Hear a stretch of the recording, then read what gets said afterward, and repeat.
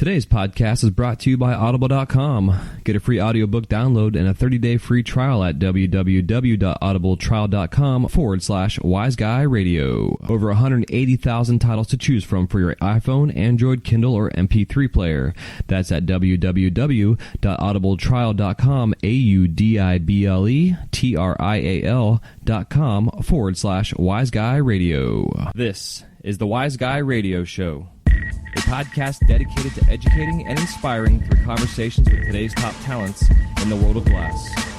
We will be dissecting their journeys in hopes to deliver actionable content that you, the artist, can start implementing now, helping you grow not only as a creative spirit, but also a successful artistic entrepreneur. With a little organization, relationship building, and your artistic ability, you can obtain greatness. Climb aboard, whether an artist, retail owner, or enthusiast. We have a ton of fun in store for you. Welcome to the Wise Guy Radio Show.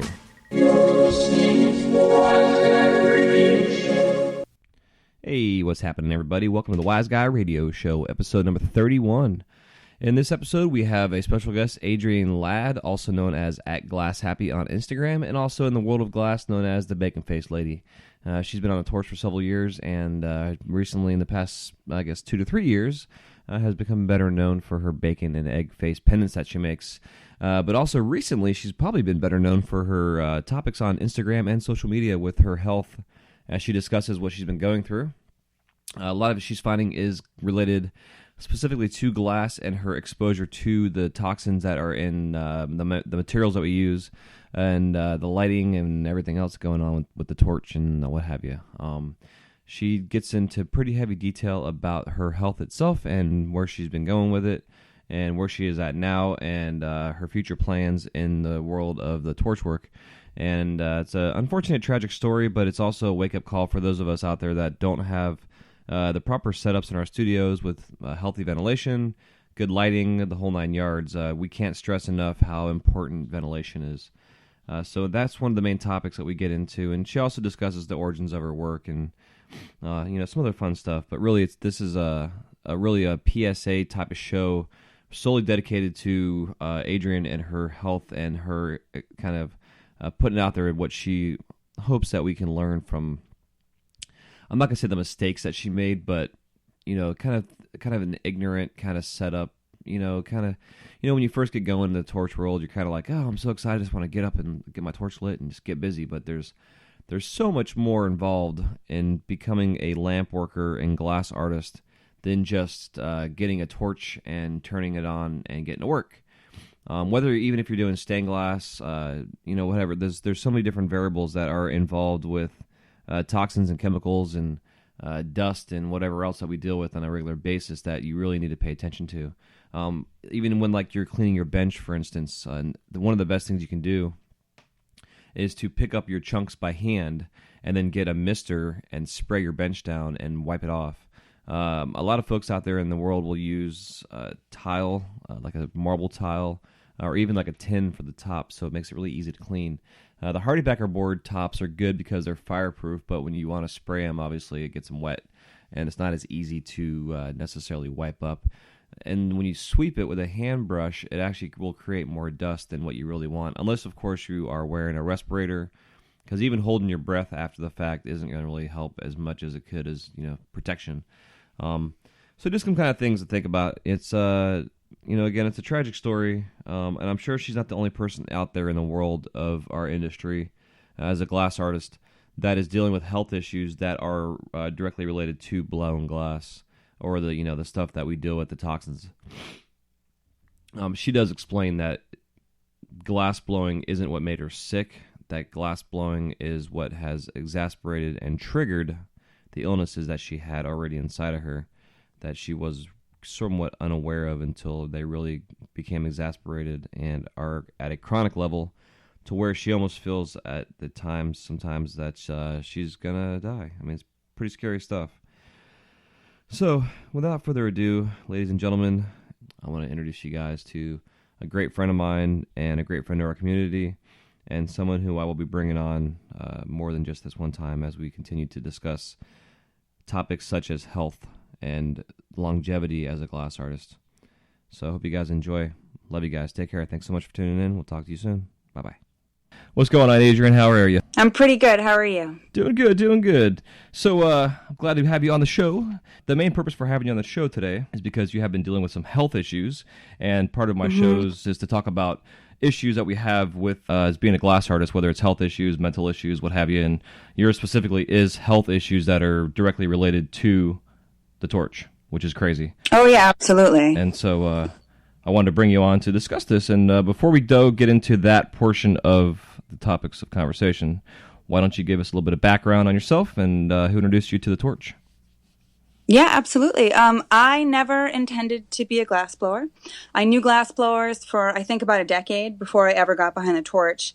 And I knew that the opportunity was there. I remember saying to multiple people that I had no interest. I didn't want to get cut and burnt every day or take years off of my life, which in retrospect is really interesting, of course. So what ended up happening is I had some really awful stuff happen to me, as it happens sometimes in our lives. And I was in a really bad spot, and I needed somewhere safe to live where I could recover with my child and sort of live rent-free so I could just heal. And these wonderful people took me in, and when I moved in with them, they were glassblowers. I never, ever intended to become a glassblower. It was supposed to be temporary. It was just so I could heal up and get going, but I didn't have anywhere to go.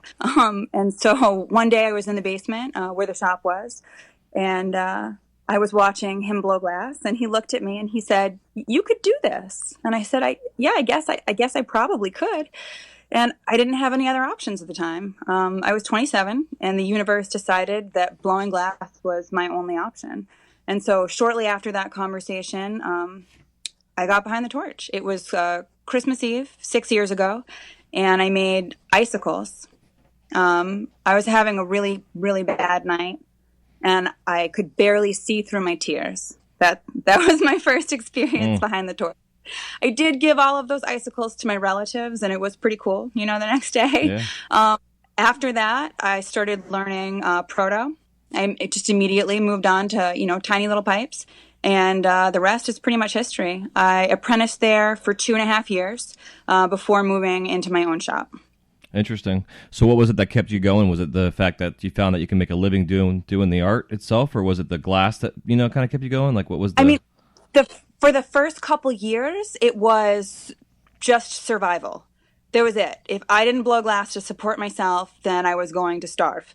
Yeah. That was, pretty much the deal. You certainly don't make that much when you're in the beginning and apprenticing for someone, but I was learning a trade. I had somewhere to live. And so I didn't even really like it for the first couple years. I'm not going to lie. I was making like super, super simple proto. I wasn't having any sort of not much anyways, creative expression or freedom or anything like that. And so I was frustrated, I suppose, but it was really my only source of income. And so it was what it was. Once I finally got my own spot and my own studio, I started to enjoy it because then I was making the rules, of course, and everything changes at that point. But that's really when my health started really declining too, was a few years in, by the time I had my own situation. Yeah, so before you did the glass, did you find that you had health issues beforehand that you were aware of? Yeah, I always had sort of little warning signs. In retrospect, now that I've researched my situation, I can see that some of my symptoms go back 20 years. So, the thing with autoimmune disease is that you have to have a genetic predisposition for it. You have to have the genes that say that you're going to get it. But just having the genes isn't enough to give you the disease. You have to get your body to a point of being really unhealthy and so imbalanced that it actually triggers those genes. Yeah. And so I had the perfect storm of shit, basically. And unfortunately, glassblowing in not the best conditions was a large contributing factor. I cannot stress ventilation enough. My ventilation setup right now is better than a lot of what I see online, which is really sad because my ventilation setup right now is not good. The shop where I apprenticed, the first couple years that I worked there, the ventilation was awful. And I'm sure, that's been a large contributing factor as well, not just my own shop.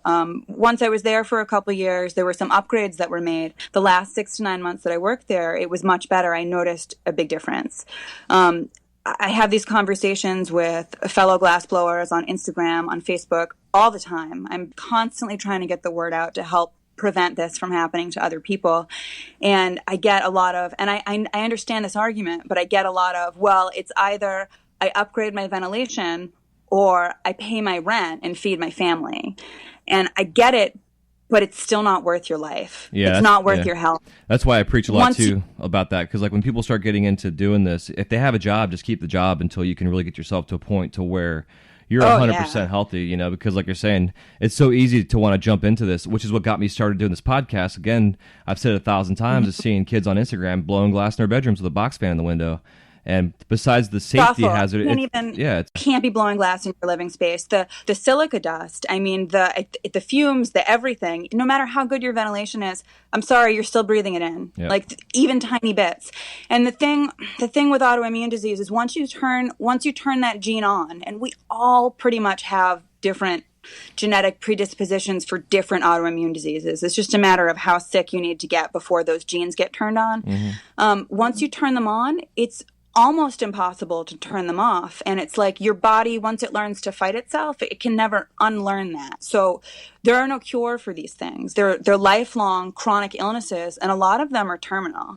And it's really scary. I'm at the point now, I've been struggling for a few years trying to figure out what the heck is wrong with me, knowing that glass blowing was making me sick. I didn't know that, if it was the heat or the light from the torch or the fumes or what it was. I just knew that every time I went out there, I basically felt like I was going to die. It was really bad. Yeah, but again, just like those other people, it was my only source of income. It was either go blow glass or be homeless and starve. And so, I chose to blow glass. And now I'm at the point where my health is giving me no choice. I have to stop. I can't blow glass anymore. And unfortunately, it's gotten to the point where I can't even hold a regular job. My flare-ups are so bad and so unpredictable. If I were to try to get a regular job, I would lose it immediately. Sometimes I'm out for weeks at a time. And even on good days, I can't leave my house during the day unless it's completely overcast. I'm not supposed to be in the sun at all. Like, it's crazy. There's so much that I can't do. At this point, I can't stand up without my heart rate spiking to dangerous levels. Getting across the room, I risk having a stroke, a seizure, or a heart attack. It's like super duper intense. I actually am applying for disability because I can no longer take care of myself. I'm 32 years old. I had to buy a cane yesterday. Yeah, like scary. A walking cane. God. Yeah, it's crazy. Yeah, it sucks. That's why I reached through the phone and give you a hug. Yeah, thank you. Yeah, I mean, definitely not what I expected my life to be like. I've known for probably over a year that whatever I've been dealing with is autoimmune. But it's really hard to accept. It's really hard to accept that this is now my life and that, I can try as I might, but I'm probably not going to get better. And knowing that I probably could have prevented it, at least from getting this bad, is really hard. Yeah. Looking back on different things, it wasn't just glass blowing. It was sort of like the glass blowing lifestyle. You work 12, 14, 16-hour days. You don't eat well because you're so busy behind the torch. There was alcohol involved, certainly. Yeah. Not a ton of it or anything, but enough if you have all those other stress factors, everything sort of lined up. And, running your own business, trying to support yourself, not having a steady paycheck, that's super stressful. It was just so many different aspects of the glass blowing lifestyle sort of combined that I think, were such large contributing factors. Yeah. I can't really say that I wouldn't have gotten sick if I wasn't a glass blower, but I don't think I would have gotten anywhere near as sick as I am. Yeah, it's amazing. There, like you're saying, it's so easy.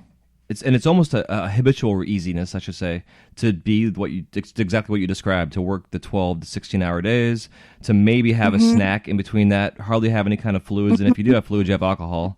I know when I did, it was easy just to have a 12-pack in the fridge in the studio or whatever in the house or whatever, and You know, it's a job where you can drink while you're at work. Exactly. As long as you don't get wasted. Yeah, totally.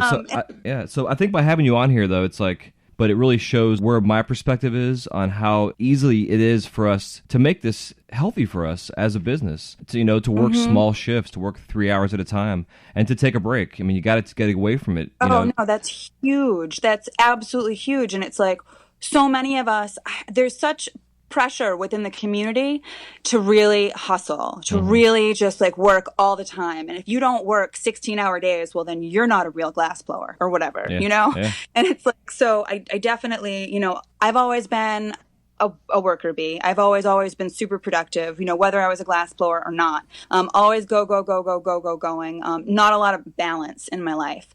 And, that's definitely been, I guess that's probably part of having an addictive personality. I think a lot of us, as glass blowers are addicts in some way or shape or form. It certainly attracts us to it. We get addicted to glass blowing itself. We can get addicted to anything, really. Yeah. I got addicted to eating good food. It could be worse, but you certainly can become addicted to anything. Yeah, I agree. And it's like that whole workaholic thing too. It's like I know myself. Absolutely. If I'm not sitting still, it's like, or if I am sitting still, I should say, it makes me crazy. It makes me I feel like I have to go do something. I have to do something constantly. Yeah, absolutely. No, absolutely. And it's like, I could have maybe taken some breaks, maybe, done something to make sure my ventilation was better. I could have, instead of working 16-hour days, worked, 12-hour days instead and had the shift split up or, whatever. Taking those breaks, getting fresh air, super important, staying so hydrated, eating the right foods. And I normally am not a big proponent of sunblock because of all the weird chemicals in it. Some of these terrible, strong chemical sunblocks will cause skin cancer all in themselves. However, there is a lot of UV radiation that comes off of the torch. And a lot of us light our studios with fluorescent lighting. I'm not sure if you know this, but the UVB that comes off of fluorescent lighting is more carcinogenic to your skin than the actual sun. So it's like even the fluorescent lights that are over us in our shops are causing problems, even for people who don't have autoimmune disease. I've done extensive research on this. I don't have an official diagnosis as of yet because these things are ridiculously hard to get, but I'm almost, 100% positive that I have lupus. And that's like the worst one you could have if you want to be a glass blower because UV exposure is one of the largest triggers. And so not only was it the UV coming off of my torch, but it was also the lights in my shop. I got some covers for them. There's a company called Naturalux, and they make covers for fluorescent lights that block 99.9% of the UV radiation coming off of them. Okay. The difference that I felt in my shop after that was phenomenal. But at this point, if I do want to make anything, I have to be completely covered. I have to have long sleeves. I have to wear, Kevlar gloves, basically. I have to have a face shield. I have a blast shield on my torch, and I can still only make maybe one thing at a time before I feel like I'm going to die and have to go somewhere else and leave the studio, which is like super intense. It would be a lot better if I'd known some of this before it had happened, but I just had no idea. There are so many people are learning either from YouTube in their own garages or in somebody else's garage. They're being taught by people who don't know what the fuck they're doing. It's just, there aren't a lot of regulations in our industry, or at least they're not being followed. And so without that information out there, people just don't know. And a lot of people don't really care, but I guarantee you they'll care once they have a terminal illness. I'm going to really get myself involved with him in terms of, we're going to start looking at what it's going to take to start a guild or a union of some sort. So we have a definitive industry standard that we have to follow if you want to be involved in this union. And through the union, as anybody else in any other union, you have representation, whether it's law, everything that's there. But they have a specific strict standard that they have to follow. Otherwise, you can't be a part of it. And you get inspected the whole 9 yards. And as the laws change and we're taken more seriously, we can actually get to that point to where legally we can become inspected as a glass blower, as a pipe maker, to make sure that we're doing everything properly, and to health code as well. Even though this shit's expensive, I mean, I tell everybody, it's like, you get into glass blowing, just because you can get a torch set up for like $500, that ain't it. I mean, you need to spend like anywhere from $2,000 to $5,000 on I as would a say minimum. upwards of 5. You really want to make sure your ventilation is top notch. Yeah, I mean, absolutely. we don't get another body. Yeah. This is it. I breathed in bad stuff for too many years and I can't take it back. Yeah. And you see all these old cats that have been doing this for, 35, 45 years. Some of them don't have any issues, but a lot of them have issues, whether it's cataracts you're dealing with or skin cancer or some kind of, lung shit, Especially look back to the old days, the old factory, furnace workers that are dealing with silicosis and, all kind of crap that we have to deal with. And because there's such this large now influx in community of what we have, it's, I hate to see in 20 years from now this generation of artists that all have cancer and we all, are sick as shit and we all die because we're not smart about what we're doing. A lot of us are going to be. Yeah, no, I agree. Yeah, and that's, it's important.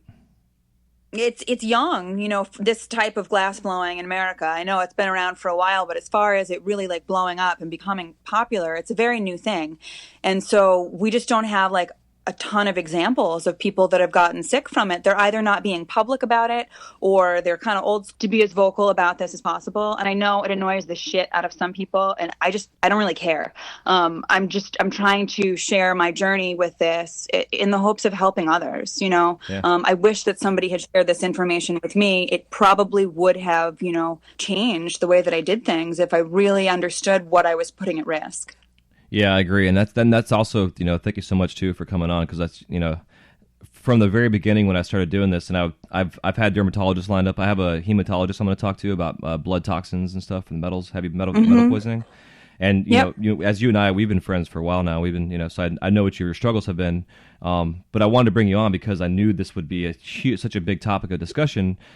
I'm not going to say it's controversial in a sense, but it's going to wake up people to understand that this is not bullshit. Like the serious health ramifications that we have to deal with are real. The heavy metal poisoning that we get from the fumes is a very large contributing factor with all autoimmune disease. Basically what happens is the heavy metals get into your body and they want to attach to your vital organs. Your body, to protect itself, creates a candida infection. A candida infection is an overgrowth of certain yeasts and funguses basically in your body. And your body creates this. It makes you crave sweets and starches. And so I'm sure being Americans, we all know what it's like to crave sweet starches. And so basically that feeds the candida. So you start, wanting to drink more alcohol, wanting to eat more dessert, that type of stuff, or, potato chips, whatever your particular thing is. And then what happens is that the heavy metals will bind to the candida infection rather than binding to your vital organs. So it is your body's way of trying to protect itself. Unfortunately, a bad candida infection is enough to trigger an autoimmune disease. And so that is how the heavy metals contribute. I was tested. I had a heavy metal panel done not that long ago, and I came back high in both lead and arsenic. I had my well water tested. I had the soil tested. I mean, I had everything tested, and it's not coming from my house. I checked with all the American color companies, and they say they don't use lead or arsenic in any of their color. But I will say that I use a lot of China white. And I remember back when I was apprenticing, when the guy that I apprenticed for would order color and he would order China white, whoever he ordered from would warn him to hold his breath when he was using it because they use such a large amount of something called lead arsenate. It's also used, I guess, in soft glass.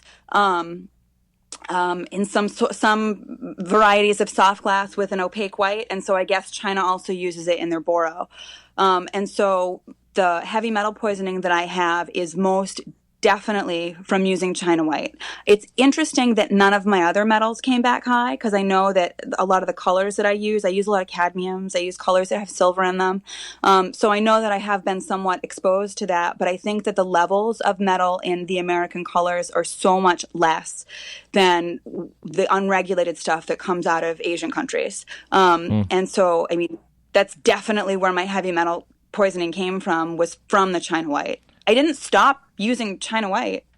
It didn't, once I realized what it was, it didn't make me stop using it. It certainly made me, be more cautious and hold my breath more. And I have upgraded my ventilation a little, but it's certainly still not up to par. Well, yeah, that's, Yes, interesting, because I make Olaf, made like 600 of them since last year for Disney, and I use China White to make him with. And not Yeah. only am I being Yeah. exposed to it, but also our guests coming in the shit door are Yep. potentially being exposed to it, because our ventilation is like nil to nothing in the studios that we know where we work.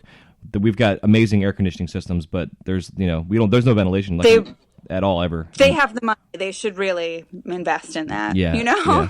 So Yeah, no, yeah, China I'm White gonna is make a bad. You phone should- call tomorrow and say, hey, let's start should have- ordering North Star White instead of China White to make this with. Well, you know what actually is the best white that's comparable to China is Tag's Whiteout. Okay. Tag's Whiteout is it's the closest as far as opacity and how it works and everything. Yeah, and I have to look into that, because I use I think it's like 16 to 18 mil diameter rods, to make the character, because he's a bigger size piece. So you need to have to get a hold of Troutman to see if he'd manufacture a larger diameter for us as a custom size, type of thing. Yep. Yeah, so interesting, because like I'm going to be there on Tuesday, and I asked my manager what I should be making, and he's like, of course, make Olaf, because that's all, I specialize in right now. Of course. Yeah. So every time I make him, I'll be like, oh man, I'm sitting here killing myself. Yeah, I mean, can't you smell it when you're working with it? No, no, that's what I'm saying. Like, Then your ventilation is better than mine. yeah, like it's the like kind of a backup story. I also work at if those have been to Epcot, we have the Mexican Pavilion there, and the Mexican Pavilion, we're a small little store, and my bench studio space is right in the middle of the room when you first walk in the door, and above my bench there's a kind of a archway, kind of tunnel that goes to the front of the door. And one day I was making a little flower, and the pedal dropped underneath my bench, and I had my tool bag just by chance under my bench, and it fell into my tool bag and caught my bag on fire. And I have like 50 people. Yeah, it was crazy. And I have like, a store full of people watching me, and all of a sudden like this plume of smoke comes pouring out from under my bench. And of course the store clears out, but the smoke went up to that tunnel and went immediately out of the store. It was amazing. It's like, oh, it actually made me feel better about the ventilation systems or situation in the store, because of the way that this smoke just immediately got out of there. Yeah, I mean, it seems like your ventilation is okay if you can't smell it. I can't smell any of the other glass that I work with, only the China White. Interesting. Yeah, I never thought about the smells. Because I know like the off gases just from the propane and oxygen alone has its own smell to it. I've been in studios where just the off gassing from the propane too is bad for you. That's super dangerous. Yeah. Huh. Interesting. So I'm glad we're talking about this, because it's so important, especially now with the experimentation with all these new colors coming out. Because like when I started in '99, we had like 6 colors. I mean, in all reality, and now we've got we're getting close to the soft glass Moretti palette, where they've got several hundred colors to choose from. So, are you there? Okay, cool, you're there. So the signal. Yeah, sucks. I'm there. I lost you for a second. But so it's Another thing that's good to know is that Kevlar, or those like heat-proof pads that we use to wipe our stuff off when they come out of the kiln, if those materials get burnt, basically, when you rub something on it and you can smell your heat pad burn, it's releasing arsenic into the air. And if you smell your Kevlar or your heat pad burn, that means you're breathing in arsenic. Interesting. Yep. Okay, I won't be doing that anymore. Yep. Holy shit. Come on, Adrienne, you're killing me. I'm sorry. That's why a lot of people, will use like a natural bristle, sort of smallish kind of broom brush, or just a piece of cardboard to wipe their stuff off, because you're not going to hurt yourself if you burn a little piece of cardboard or something natural. But if you're smelling anything when you're rubbing on Kevlar or those heat-proof pads, you are most certainly breathing in arsenic. All right. Yeah, I'm going to get a wet piece of newspaper then, soft glass style, and just stick it on my bench. Yep. That's what I've done in the past, because I definitely have an old sleeve that I use to wipe my shit off on. Yeah, I mean, I have been. I still do it. I just hold my breath so I don't smell it. So my ventilation takes it away, I hope, at least. Yeah. Yep. Man, oh man. So, because I go back to the lupus thing and you're not being diagnosed. That was honestly the first thing that I wanted to talk about with you was, that was my thought, was that you probably have lupus because of the symptoms that you're dealing with just light exposure alone. Yeah, I mean, it's so obvious. It's so obvious. It's just, doctors worry about misdiagnosing people, because sometimes a misdiagnosis is more dangerous than not getting a diagnosis. Yeah. And so they're just, because of lawsuits and everything, they're just like super, super careful not to tell you that you have something when they're not sure, especially if they're trying to treat you with medications. They don't want to be treating you with medications if it's not for something that you need. And so I'm on state insurance, so it's just difficult for me to get in with specialists. But right now, I'm waiting for rheumatology. I have an appointment on September 28th. My birthday is the next day. I feel like for my birthday, they're going to tell me I have lupus, which will be both sad and happy at the same time. As much as that's like never what you want to hear, validation of what I've been going through would be nice. Diagnosis is a really important part of this. And I hope that, I've been trying to avoid drugs the entire time. I really don't like taking pharmaceuticals. But at this point, I think I need them. My kidneys are like not processing anything, which is like super scary. You really need your kidneys. But that's where lupus attacks you. It can attack you anywhere. It can attack any organ or any part of literally anything, which is kind of crazy. You never know when it's coming, a flare up. You never know how bad it's going to be. You don't know what it's going to attack, and you have no idea how long it's going to last. I would say that for the past 6 months, I have more often been flared than not been flared. So I'm kind of almost always sick. Yeah, it's super intense. It attacks my face. I get the face rash. I've posted plenty of horrifying pictures of it. I also get that same rash sort of on my chest, my shoulders sometimes, and the backs of my hands. It attacks my lungs, my heart, my kidneys, all of my joints, my muscles. It's super intense. Sometimes my foot will flare up and I won't be able to walk for a week. That's why I just bought that cane. It can be anything. And it's like, it's so unpredictable. You have no idea. It's sort of like it has a mind of its own. I've changed my diet. And, if I hadn't changed my diet, I think I might already be dead. That's how sick I was. Changing my diet was huge. Unfortunately, like I said before, not only can I not leave my house during the day unless it's completely overcast. I can, but I'll pay for it dearly for days after. But what I can't eat is like out of control. And again, I say I can't eat. I'm making those choices. If I eat these things that I'm quote unquote not supposed to eat, I get extraordinarily sick. It's easier to tell you what I can eat than to tell you what I can't eat. I can eat organic produce as long as it's not too sweet. I can't have fruit that's too sweet. And I can't have any nightshades. Nightshades are tomatoes, peppers, eggplant. What else? Tomatoes, peppers, eggplant. There's another one in there. But, and I can't have, I'm sorry. I was saying what I can have. That's much easier. I can have organic produce, like I said, that doesn't have those restrictions, and I can have organic grass-fed meat and wild-caught seafood. That's it. I can't have any additives. I can't have any preservatives. There's no nuts. There's no dairy. There's no grains. There's no packaged anything. Like literally nothing. Like that's it. I used to be really into food, and I got a lot of joy from eating things that were delicious. Yeah. And not to say that vegetables can't be delicious, but it's not the same, Yeah, I agree. It's not the same at all. And at first I thought that I would be making these adjustments temporarily to get myself healthy again so that I could go back to eating whatever the heck I wanted. And now I'm realizing that it's just a complete lifestyle change. So all of a sudden, I can't blow glass. I can't medicate anymore. I'm a legal patient. I'm in a legal state. But unfortunately, that type of medicine exacerbates my symptoms, and it makes me really sick. I think it's because my kidneys don't work, and so they're not able to filter everything that's coming in. Yep. So that used to be a big part of my life. I can't medicate. I can't blow glass. I can't go outside in the sun. I can't, enjoy the outdoors anymore. I can't eat the food that I like anymore. I can't drink alcohol. And I'm always in pain, and I'm always sick. I'm always feel like I'm about to throw up. I'm always dizzy. Like I said, every few weeks I might get a few hours where I feel close to normal. And when that happens, I usually cry because I've forgotten what healthy feels like. And, I'm reminded like, wow, oh yeah, I did once feel good. And it usually only lasts a few hours. It's super intense. I certainly appreciate those good few hours every time I get them. but I never expected this to be my life at 32. Yeah, it's crazy. I'm thinking here, these back-to-back episodes are can maybe deter a lot of people from wanting to be glass artists, right? At least as pipe artists, between the laws and shit we're dealing with and all the potential, ramifications from that, and the health issues and stuff. It's not for everybody. That's for sure. Yeah, I mean, there are some very serious risks, not only to your health, but to your freedom, to everything. Yeah. I mean, it's pretty hardcore. Absolutely.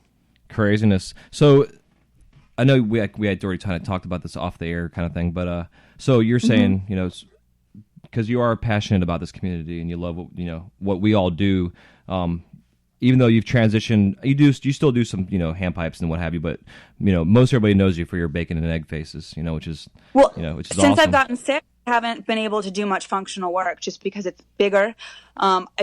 Honestly, I don't make as much per hour, because it takes longer. Before it didn't matter. I was, needing to do everything. But because my time behind the torch is so limited, I can only spend, for the past several months, I'm lucky if I get 5 hours a week behind the torch. Yeah. And so if I'm only going to be out there for 5 hours, I'm going to make bacon faces because it's what the people want. Yeah. Yeah. So do you see yourself staying in the realm of our community, in terms of, still going and, because I know you mentioned potentially maybe having a retail store one day or something, but, Yeah, that is something, if I can ever figure out how to fund something like that, I would love to be able to stay within the community. It feels like this is my home, it's another really sad part of this, and so I'd love to be able to have a retail store and, be able to not blow glass, but still be involved and still be supporting the community and be a part of it. I just don't know how quickly that'll happen for me. It will really depend on my health and my financial situation, but that certainly is the goal. And, if I left my house early enough and left the store late enough, I wouldn't really have to be outside during the day. Yeah, exactly. Yeah, have like the night owl store or something like that from 8 p.m. to 6 a.m. Whatever. It's certainly a way for me to stay involved. I don't really see any other way for me to stay involved other than to selling other people's work. Yeah. Well, it's definitely, I don't know. I'm usually not speechless. I usually have lots to say, but I'm kind of like, holy shit, man, I need to go find another job. I know, I'm sorry. I don't mean to be so scary. But no, it's why we're doing this, honey. It's a real risk. And I know that somebody else, everybody has a different genetic predisposition and different factors. Someone else could have blown glass next to me in the same studio at the same time and not gotten sick. So I'm not saying that I guarantee you that if you expose yourself to this stuff that you'll get sick in the same time frame that I did. We're all so different, but I agree. Definitely possible. Yeah, it's like the whole the abusive great asshole uncle who's an alcoholic and a drunk and smokes like 5 packs of cigarettes a day. And he outlives the entire family, but then the guy that runs a marathon and is super healthy and drops dead of a stroke or something, Yep. We all know those types. Yeah, it's crazy. Maybe I should have been a jerk. Maybe I'd live longer. I don't know. Yeah, being an asshole keeps you living longer. I think it must. I think maybe it's the not caring, less stress, right? Yeah. If you just don't care. Yeah, it makes sense, yeah. Yeah. Huh. We should write a book about that. The life of an asshole. I think people probably have. Yeah, probably. Yeah. I think I know some people who studied those books, Yeah. Yeah, I hear you. That's crazy. So, I don't know. I'm trying to think where to go with this because I guess we can just follow up, what's your next step? Because I know you said you're going to be going in for testing and stuff. If you find that it's not lupus, if I find out that it's not lupus, the only way that it could not be lupus is if they're not willing to diagnose me as that yet. Because that's totally what I have. Yeah. So it could be that they still, there's a list of 11 pieces of criteria that they diagnose you on. There isn't a specific blood test for lupus. It doesn't work that way. There isn't even a specific gene that they look for. You can have a combination of a bunch of different genes that can lead to it. There are different types of lupus. So basically, if they're not sure which connective tissue disorder you have, there are a few that are similar. There's another one called EDS. It's called Ehlers-Danlos syndrome. I know a glass blower that has it actually. And I know of a few other glass blowers that also have autoimmune problems that also seem like lupus, but they could be something else that's very similar. Basically, if the doctors don't feel confident enough to really tell you that you have one specific type of connective tissue disorder, they diagnose you with a non-specific. They just tell you, okay, you have a connective tissue disorder, but we don't know which one. Right. So it's like, because of my symptoms, it's very obvious that I have a connective tissue autoimmune disorder. It's also very obvious that it's lupus if for some reason they don't have the lab work that they think they need to back that up. And they don't always. There's a test that they do to check your autoimmune antibodies, basically. It's called an ANA. And 50% of lupus patients have their ANA come back negative. Basically, if you have any autoimmune disease, your ANA is supposed to come back positive. But 50% of people who are diagnosed with lupus don't have an ANA come back positively. So there's not always that type of blood work to back it up. And it's usually diagnosed based on symptoms, which is why I'm pretty confident that they'll tell me that's what I have. Yeah, yeah.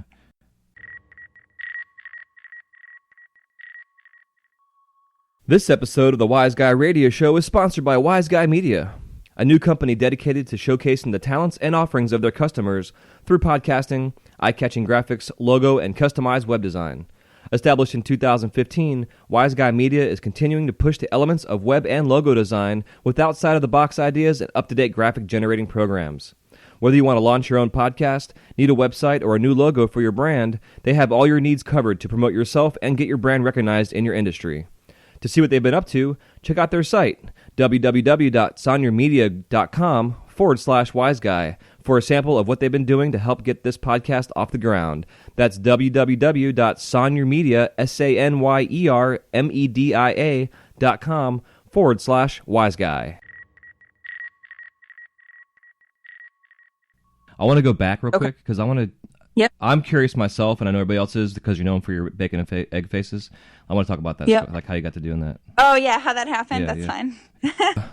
Part of your career here, and that a lot of us know you as through social media and what have you, is your bacon and egg faces, which are super cute and fun. And, I wear my pendant all the time, and people always compliment me on it.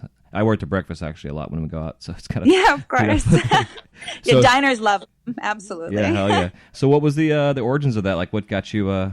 inspired to do that, bacon and egg faces? Okay, well, I have a child, and I do often make faces on her plate, so I'm into making, faces with the food on the kids' plates. But if, to be like perfectly honest, when I was apprenticing, the guy that I worked for, he didn't make a lot of pendants, and sometimes he would vend. I was working for him. They would vend at music festivals during the summer. Some of those festivals, they weren't able to have functional glass out, and so they needed just a lot of non-functional art. So whenever we would prepare for those festivals, I would get to make pendants, and I'm self-taught on pendants because he wasn't a pendant maker. He did, make a few here and there. So one day we're preparing for one of these festivals where we can only have non-functional art out, and he made this pendant, and I think he intended it to be bacon. I'm pretty sure. Not a bacon and egg face or anything, but just like some bacon. It was so messy that it was like hard to tell if it was supposed to be bacon or not. and so I honestly just wanted to one-up him. Like, that's really what it was. Hell it was yeah. The guy I worked for, and I was just like, yo, I could do that better. And I just thought for like 1 second, I was just like, oh, a face with eggs. And so I made, some little bacon stringers, and back in the day, I was making them on hollow. I make them on solid now. And so that's all I knew. I had just been learning implosions, basically. And so, I made the first one. I post it every few months or so, for Throwback Thursday, because it's fun, because it's so messy and ridiculous.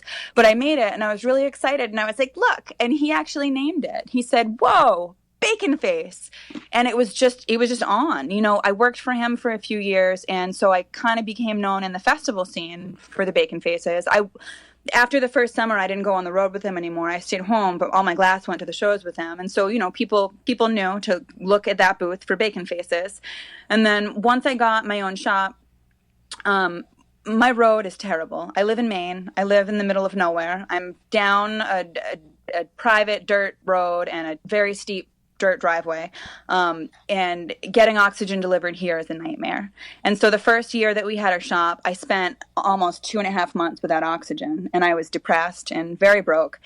And when I finally got a tank in the spring, the first thing I made was a bacon face because, well, it was my thing, you know, and that's what I wanted to make. It was easy and fun, and I was super excited. And my friend, at the time, his name was Plum Tuckered on Facebook. I think that Facebook has made him change it since. Yeah. But my friend Plum, he messaged me and he said, "All right, girl, show us what you made. You know, what's the first thing you made after your big long break?" And so I said, "All right, I'll post it."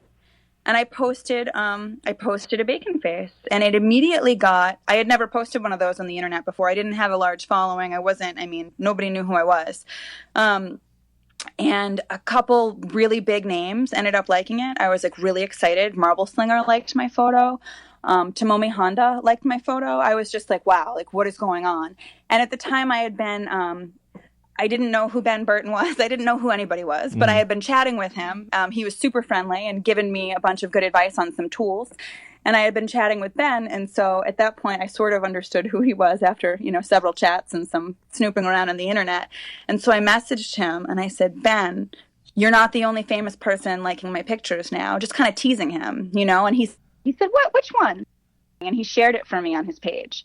And it was like literally, I mean, everything changed for me then. And I hear a lot of people, you know, talking shit about riding coattails of other artists, or you wouldn't be anybody if this person hadn't. But it's like, you know, we're all here to help each other. You know, certainly Ben was a large part of people knowing who I was and knowing about Bacon Face. And I'm super grateful. When he had his show, you know, I think it was maybe a year after that or so, or maybe months after that. I don't know, remember the time frame. He had a show at Goosefire, and he asked me to collab with him for the first sort of Claw Club series collabs. Yeah, the Talents and Tentacles show. That was, oh yeah. And that was, I mean, such an amazing help too. He was super, super helpful. I don't know that if he hadn't helped me in those two instances, if anybody would really know. Sometimes, you know, people just have to show you the way.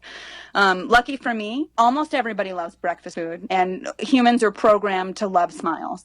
And so people just had to be shown. And I don't know, it's not that I have incredible artistry or anything. It was just a good idea. You know, people really like eggs and bacon and smiles. I lucked out. Yeah. You know, you really, I mean, just kind of a side note. Well, for one, Ben is awesome. He's a great guy. I don't know him personally. Yeah. I've messaged him here and there, and I've tried to bring him on the show, and he's kind of gone back and forth with it, which is fine because a lot of artists out there are not one to want to, you know, talk on the radio and what have you, which is cool. But yeah, I like him because he's a awesome personality, and he's a catalyst for a lot of people like yourself. And to be quite honest, I was super envious and jealous when I saw his flamingo claw with your bacon and egg face pendant in there. I was like super excited for you, and like, holy shit, I want to get one of my owl faces in there somehow, please. You know, the first time I saw some claw collabs, like I saw them on the internet, you know, and I immediately just in my head I saw my bacon face inside one, and I was like, this is happening. I need this to happen. I just saw it, and then I just manifested it, and then it was only a couple weeks later, and he's so funny, and I mean, you know, I remember when the message came through, and he said, "Hey, ... would you be interested in making the best bacon face cab you've ever made for a collab in my Goosefire show?" And of course, the answer was hell yes. And it honestly took me 13 tries to get a cab that I thought was worthy of that show. I sold them all as first. They were fine, but they weren't good enough for Ben, right. You know? But it was such a great experience. I'm so honored to be a part of that. You know, really, really awesome. Yeah, that was cool because for me, like seeing the collaborative shows even that were going on, that was like one of the first, like really, as a solo artist, having a collaborative part of the show, you know, out there was, you know, for me seeing that personally, that was like the first one I saw, and then seeing all the little things he was doing. But your bacon and egg face like totally stood out of the whole group. You know, it's pretty. Yeah, it was so much fun. Yeah, it's badass. Yeah, I got to be part. There was a space show like a year later. Remember that space theme show? Yep. It went down in Colorado, and I got to be a part of that as a surprise. I had done a series of collabs with Jolex before, which was also like super amazingly awesome. Super grateful for those opportunities as well. we did like a few different batches, combining Bacon Face with his incredible space scenes, and we called them Bacon Space. And so he happened to have a cab left over that had sort of, I think it had, there was something that had gone wrong with it that he was able to then later fix. And I'm so glad that he kept that. And he surprised me. He sent me a message and he said, "Hey, do you want to be in the show?" And I was like, "Yeah, of course I do." And it was just, completely by surprise. That was really fun. Because, again, I'm not the best glass blower in the world. I've got, I know how to do some stuff. I can't exercise my sort of functional skills at this point. But because Bacon Face is, so well liked, I've been able to collab with some really amazing artists. Yeah, that's cool. Nady Bizkind also surprised me. I like the surprise collabs when you don't know they're going down. Yeah. They're like, "Send me some of your glass." Like when you and I collabed, and I actually sent you my blanks, and you're like freaking out, like, "I don't want to fuck these up." I'm like, "Dude, just do it. Just do it." What the hell? But I did though. Oh, we got them, and I got them in the mill, and they sold the next day, so they were awesome. And this next collab we're doing. I look forward to the next one. It'll be a lot better since I sent you the prep. You're more of the assembler than I am, Yeah, I'm looking forward to it. Anybody listening to you may be listening to this years down the road, but currently listening to it, yeah, Adrienne and I have a collab going down here pretty soon. That's unfortunately going to be one of her last collabs potentially because of the health issues. So, for me, honey, it's a honor and a privilege to be that person to be able to put your glass on my glass. It's interesting and sad and humbling and rewarding all at the same time, But yeah, I've got a few pieces out right now for collab, and those will basically be the end of my functional works. Yeah. That'll be it. Yeah. Well, we need to talk about branding. Maybe not this discussion, but yeah, there's definitely a way for you to continue doing what you're doing with your brand where you can make a living. Whether it's T-shirts, bumper stickers, hats, whatever, and continue this whole thing. And even if you bring apprentices on and show them your ways of doing things, and they create your work, I mean, there's got to be a way to continue your I have model. been thinking about that. I'm such a control freak, you know what I mean? That it's like I've always sort of shied away from having other people make them for me. But if I'm really no longer able to make them, then it might be better than having them not made at all. Yeah, absolutely. Yeah, because I it's not that I don't want anybody else out there making them, but I would prefer that if it's your thing, that you're the one making the monetary side of it, because it needs to happen and continue, and it also would keep you in the community. I mean, if you're saying you're a control freak, then you probably would be a great master teacher, leader, because of that. Because I'm the same way. It's like it's hard for me to let things go sometimes, but when I do let them go, it seems they go better than when I would have done them. Kind of by standing back and letting them happen. So, yeah, I'd like to discuss I mean, I am sort of freaking out about what I'm going to do to support myself. Glass has been my only income for so many years. And it's like, that's the only reason why, even though I've been so sick for the past few years, that I've continued, because I have no idea any other way to pay my bills. You know, that's pretty much it. Yeah, talking with Luke on the last episode about the whole copywriting ideas and trademarks and stuff, there's certain areas in what we do that we got into the whole functional conversation. Like once something becomes functional, it's hard to trademark it or copyright it, whatever. But a pendant, a certain look, a style, a brand, it's probably able to become trademarked. Like that could become your thing, legally trademarked, where you can hold the law for it, where if anybody else reproduces them and makes money on them, you could sue them and say, "Hey, you got to stop making this," type of thing. Which, as an artist, it's like, there's all this biting, bullshit conversation that's always going on out there. But specifically for you, in your case, this may actually be something that could start a trend or could start a whole new presence in terms of the industry as trademarking and copywriting brands. Yeah, like we talked the other day, I hate that you're going through this, but there's got to be something out there as a reason why you specifically are going through this. I agree. I've it's a very humbling experience all of a sudden being chronically ill. And I'm learning a lot of lessons, life lessons that I never would have been able to learn without this. And so from a personal standpoint, I can see why I needed this. Certainly, shit, I wish I could have learned those lessons without this. Right. That would have been nice. Yeah. But it wasn't happening. And so, balance, I was always going, work, no time for fun. I just have to work. So balance, is a lesson that I'm learning from this. And, this is unrelated to glass, but I was honestly really shallow before. I know that's terrible, right? And I knew I was shallow. And I knew that it wasn't good, but I couldn't really change the way that I felt. Just really concerned with what I looked like, really worried about physical appearances. And at this point, oh my God, I would love to be fat and ugly if I could be healthy. You know what I mean? Like, I'm really like realizing like how much that shit just doesn't matter at all. Yeah. And it's like, without this illness, I wouldn't have that perspective. And then from, the other standpoint of like, why am I sick in a grander sense? I think it's to help people. If I can possibly, really, I've been initially, my goal was to really heal myself through diet and lifestyle change. And I would like to be able to help others do the same. I'm really trying to avoid as many medications as possible. I have made some huge improvements in my health. Based on these diet changes. And, since I've been doing that, I've been, very open about sharing information and anything that I can with anyone else who is suffering. I've helped, I would say, like a dozen people, with similar health issues change their diets and improve their lifestyle as well. I'd like to do that on a grander scale. I plan on starting a food blog, a health blog, and perhaps writing a cookbook at some point.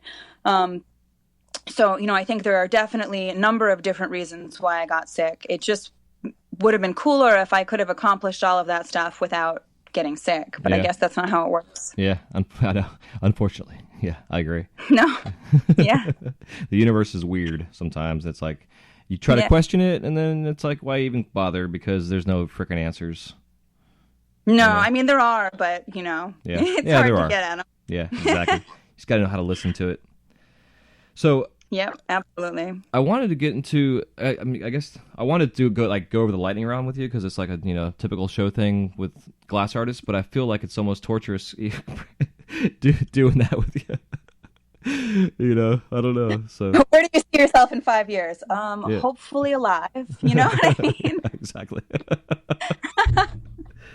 So yeah, so I'm gonna personally hold back from doing that because I think like the whole overall conversation that we're talking about is way more important, because I don't even know if I would have all the answers to your lightning questions. At this point, I'm still, in the scene. It's my people. That's what I am. But at the same time, I'm so consumed by my health and just trying to get better that it's like. I used to be so passionate about glass, and it was my everything. I was pretty much married to it. And at this point, this is going to sound terrible, and I hope that you all don't shun me for saying this, but I could give a shit. I just want to feel better, So it's just like, I don't even care anymore as much as, at least to the capacity that I did before about having to give up my passion. I can find something else, I guess. I just want to get better. Yeah, I think your passion's, which is helping people, hence coming on here. Like you said, you want to do a cookbook and start a blog, and, you'd be amazed by how many people, through the blog atmosphere out there. I mean, shit, you could do a freaking podcast like this. I mean, I'm not going to say it's easy to do because it's not, and the recording part is somewhat easy, but like it's a process. But that being said, you could still do something of this nature where you could, be in your room, not out in the sun, staying healthy, and still communicating to the world about this stuff, because it's not just the glass community. There's people out there on a daily basis that deal with these health concerns and issues, and they're like, what the hell is wrong with me? I have no idea what's going on. Oh, and I'm running into that, and I'm actually sort of immersing myself in this sort of autoimmune health world at the same time, not only helping others, but getting help myself. The Western medical industry field or whatever, they're not educated on this. They're not that helpful. It's a new thing, unfortunately, the way that it's blowing up like this. And the most help that, as autoimmune patients that we get is really from each other. And so I have been really heavily involving myself in that on social media. And I've, made a lot of good connections, and, I'm just making an unbelievable amount of friends that are just as sick as I am. And it's really sad, but at the same time, it's uplifting because we're not in this alone. We all have each other for support, which is really amazing. Yeah, it is. Yeah, it's so important. That's why, part of this community as a glass artist, I love so much because, we are all a big family and we're all passionate about what we do. We all share our stories, but we can also start opening up about these type of issues. Like I'm going to do a whole week that's going to be dedicated just to mental health issues, because a lot of artists, if not every artist, has some sort of mental health issue, whether it's ADHD, depression, schizophrenia, something, I would say every single one. Yeah. I mean, straight up, I can't personally speak for everyone, but the link between being creative and mental illness is huge. And I often think of it as sort of the price that you pay, I guess. Do you know what I mean? For the gifts that we get. Yeah. But there's something with the brain chemistry that goes hand in hand. If you suffer from mental illness, generally the parts of your brain that deal with creativity are working more fluidly or whatever. There's a definite real connection there. Yeah, it's interesting. Hell yeah. So is there, I guess, kind of finalize this whole situation, is there, if you want to give us some parting piece of advice to any new or older OG glassblowers, that are dealing either with health issues or not with health issues, or have these in their family that could potentially... Interesting statistics about autoimmune disease. If you have a family member that has autoimmune disease, you are I don't know the numbers, but you're way more likely to get one. But the interesting part is that you're not as likely to get the same one. Like my mother has rheumatoid arthritis, which is very similar to lupus, and they're sort of sister diseases. But because my mother has that, I was more likely to develop one, but not necessarily the one that she has. And so if any of y'all have family members that have, there are so many. At this point, I think there's close to 100 autoimmune diseases that have been sort of classified, and they're discovering new ones every day. So if any of your family members has any sort of autoimmune disease, psoriasis is an autoimmune disease. There are some that just affect your skin. There's IBD. There's stuff that affects your stomach. There's so many different kinds. And if you have a family member that has one, that puts you at a much greater risk for developing any of them. Heck yeah. So and ventilation. Yeah. I can't stress ventilation enough. Ventilation. Hell yeah. Well, thank you so much again for coming on here and sharing your stories. And I would like to, if you're okay with it, maybe in 2-3 months from now, do a follow up just after you go to your doctors and get your diagnosis if that happens, and then to further discuss this, because this has to continue. I'm all about continuing these discussions on a regular basis, whether it's through Instagram, Facebook, social media, whatever, but also through this medium as well. I like to continue this going. So yeah, absolutely. Yeah, no problem. Well, thank you so much for having me. Yeah, hell yeah. Before we get off the phone, can you tell us how we can reach you in cyberspace? Oh, yep. I am Glass Happy on Instagram. That is the best way to reach me. I'm on Facebook, but it's more of a personal thing at this point. Mm-hmm. So Glass Happy on Instagram, that is the best place to get at me. Okay. And anybody out there that's listening to this that is dealing with any kind of lupus, any kind of issues like this is, if you're going to, say start a blog or anything like that, how would they best get a hold of you? I'll be announcing it on my Instagram. I'll be posting, stuff from the blog on there as well. Okay, fantastic. Awesome. Yep. I look forward to doing this again on hopefully a better note. Yeah, let's hope, right? Yeah, fingers crossed. All right, girl, take it easy. All right, thanks so much. All right, bye-bye. Bye.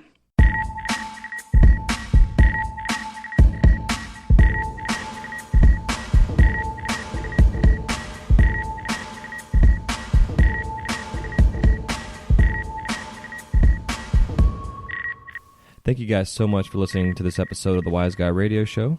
If you have any questions, comments, or remarks, please leave them in the show notes page area where it says comments. We'll see you soon. Have a wise night.